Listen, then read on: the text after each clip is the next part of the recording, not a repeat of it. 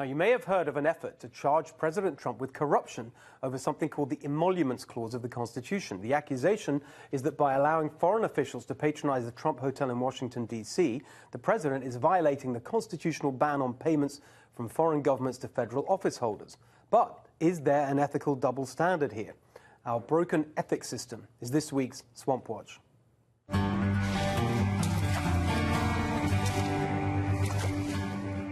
The argument against President Trump is that his company is profiting from foreign leaders spending money at his property in order to exert undue influence on him. The president said he'd donate all profits from foreign leaders staying at his hotels to the Treasury Department. And he's followed through. Just a couple of months ago, he gave $150,000 in profits to the United States Treasury. But look who's behind this effort. One of the organizations pushing this emoluments case is Citizens for Responsibility and Ethics in Washington, which is headed by Norm Eisen, formerly President Obama's ethics czar.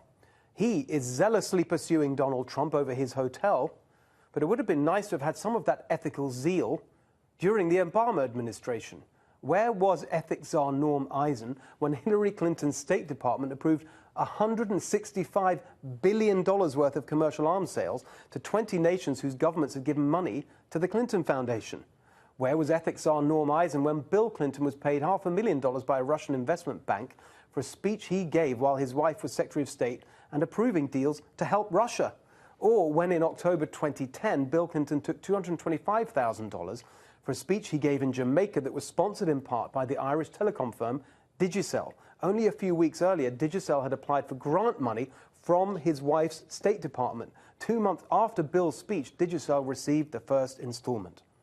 The chairman of Digicel, by the way, is an Irish billionaire, Dennis O'Brien, a friend of the Clintons who'd previously set up a number of speaking engagements for Bill and donated millions of his own money to the Clinton Foundation. Somehow, ethics czar Norm Eisen wasn't fussed about any of these swampy Clinton schemes. Eisen was also heavily involved in President Obama's executive order that was hailed as the most sweeping ethics reform in history. The order barred former registered lobbyists from working on regulations or contracts that, quote, directly and substantially related to their prior employers. But that executive order had a shocking number of loopholes, including a waiver issued by the Obama administration to one William Lynn, a former lobbyist for defense contractor Raytheon, who was nevertheless appointed Deputy Secretary of Defense.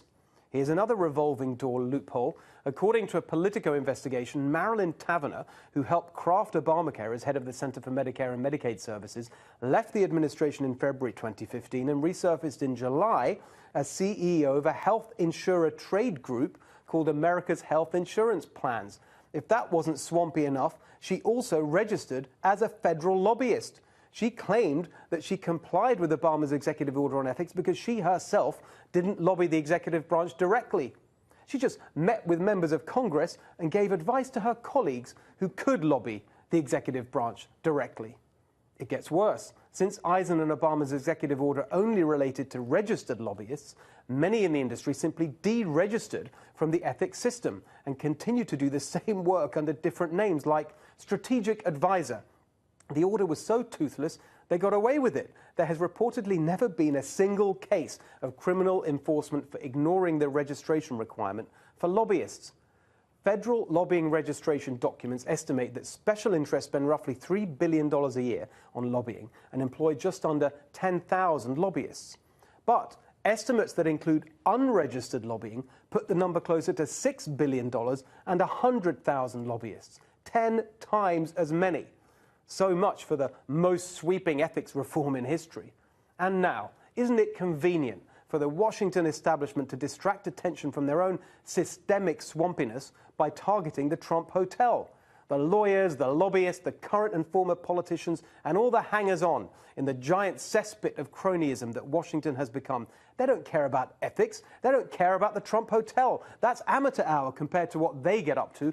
All they care about is protecting their own corrupt business model at your expense.